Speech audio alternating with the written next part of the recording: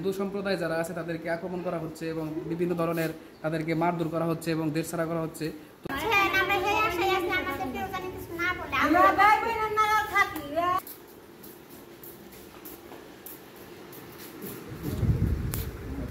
আমাদের এলাকার পাশে এই সেই মন্দির 17 মন্দির, এখানে আমরা পূর্বাঞ্চল থেকে আমরা কিন্তু এখানে বসবাস করি।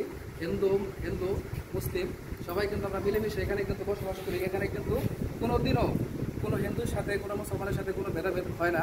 আর এই মির্জাপুর থানাটা আমাদের 17 এলাকাতে তারা কিন্তু সর্বদা বসবাস করে, মন খুশি মতো চলাফেরা করে, কোনো বাধার সৃষ্টি কিন্তু আজ পর্যন্ত কেউ করে নাই। তো বর্তমান সময়ে যে পরিস্থিতি, যে নিউজগুলো করতেছে যে দেশের হিন্দু সম্প্রদায়ের মানুষগুলো অনেক অ্যাটাক হচ্ছে বা অনেক মারধর হচ্ছে, হ্যাঁ কিছু কিছু মানে দুষ্ট লোক করতে পারে, কিন্তু আমাদের টাঙ্গাইলে আজ পর্যন্ত এই ধরনের ঘটনা ঘটে নাই কোনো সময়। তো এই বিষয়গুলো নিয়ে আমরা আসছি এখানে, যে বর্তমান দেশের অবস্থা, তাদের সাথে আমরা কথা বলে আপনাদেরকে দেখাবো যে এখানে আসলে আমরা কিভাবে হিন্দুদের সাথে বা হিন্দুরা কিভাবে মুসলমানের সাথে মিলেমিশে একসাথে আমরা এক সমাজে আমরা বসবাস করি। বর্তমান সময়ে দেশের যে অবস্থা তো সবাই জানেন, আপনারা জানেন না? তো এই সময়ের ভিতরে আপনাদের উপরে কোনো বল প্রয়োগ বা কোনো হুমকি দামকি এ ধরনের কেউ কিছু করছে? না। কেউ কিছু করছে? করে নাই। বা এরকম কেউ কিছু বলছে যে করবো? না, কেউ বলেনি। আচ্ছা, আপনারা যেখানে আছেন সবাই, আপনারা যে মিলেমিশে এখানে আছেন, শান্তিপ্রিয় ভাবে আছেন না? হ্যাঁ, তাদের মুখ থেকে শুনলেন যারা এখানে বসবাস করে আমাদের এই পাশের এলাকায় 17 এলাকাতে বা আমাদের মির্জাপুরে টাঙ্গাইলে যারা বসবাস করে, তারা কিন্তু অনেক শান্তিপ্রিয় ভাবে তারা কিন্তু বসবাস করে। কোনোদিনও কোনো বাধা বিঘ্ন তাদের কিন্তু হয় না, আর বাধা বিঘ্ন ইনশাল্লাহ কোনোদিন হবেও না। কারণ আমরা আছি, আমাদের এরা যারা আছে এদের দেখে রাখার দায়িত্ব কার? আমাদের।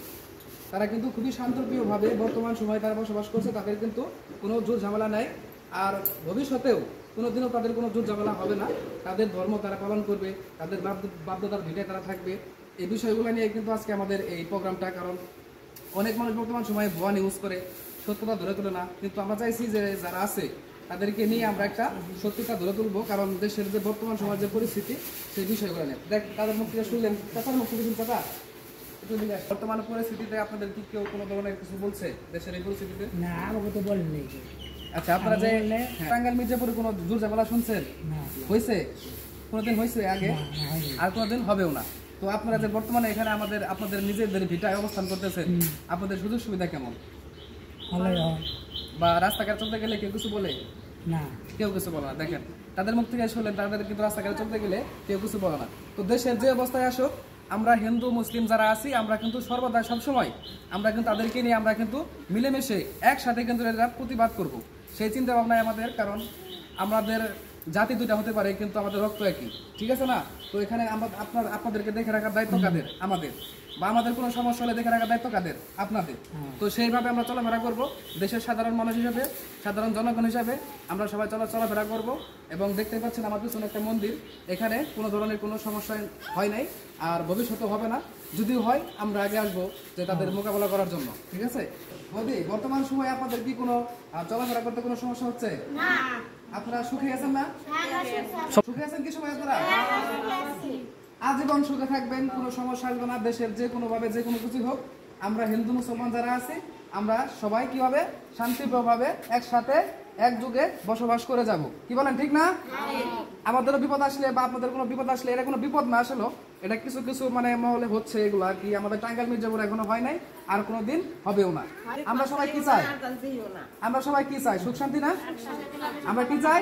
সুখ শান্তি। ঠিক আছে, আমরা সাধারণ জনগণ হিসেবে আমরা কিছু দেশের মানুষ কি চাই? হিন্দু মুসলিম বৌদ্ধ খ্রিস্টান যারা আছে আমরা কি চাই? দেশের শান্তি চাই, সুখ চাই। এতে সরকার যে আসুক, ঠিক কিনা? ঠিক আছে, সবাই ভালো থাকবেন, সুস্থ থাকবেন।